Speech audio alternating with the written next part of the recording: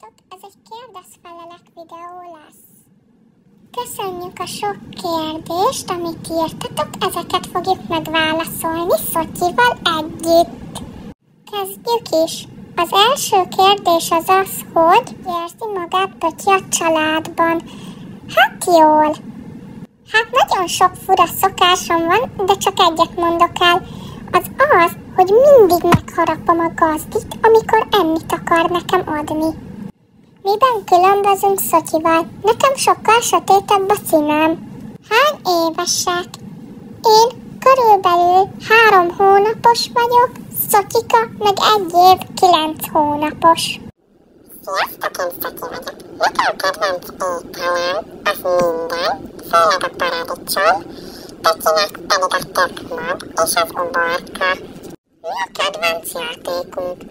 A futókerék és a homokozó mindkettőnknek. Mindketten dzsungáriai torpaharik? Igen. Honnan jött a nevük?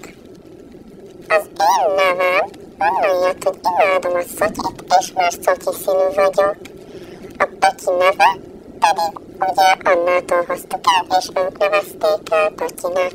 Mi a kedvenc tevékenységünk? Az evés, az ivás és az alvás, meg a kerekedés persze. Haraptok-e meg? Persze, hogy ne haraptuk volna meg a gazdit? Ennyi kérdéset, köszönjük a sok kérdést.Ünk is lenne hozzátok egy kérdésünk. Milyen videókat szeretnétek még látni? Nem sokára jön a hörcsök takarítós videó, amelybe kitakarít a gazdi Annát meg Pöttyit. Nagyon érdekes lesz, mivel Pötty, amikor betesszük vissza a ketrecbe, akkor egyből elkezd ilyen vicceseket ugrani, meg minden. Nagyon örül neki, ezért lesz vicces.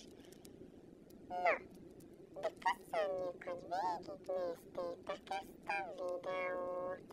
De még itt van néhány videó rólam és Pöttyről. Ha szeretnétek, nézzétek meg ezeket is. Nagyon érdekesek, mert például Pötty kerekezni is fog benne.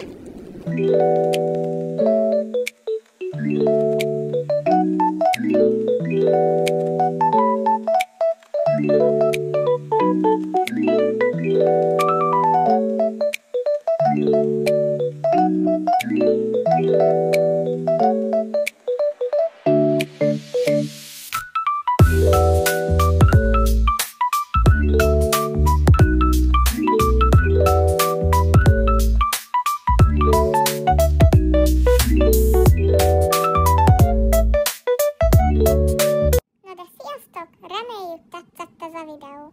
Sziasztok!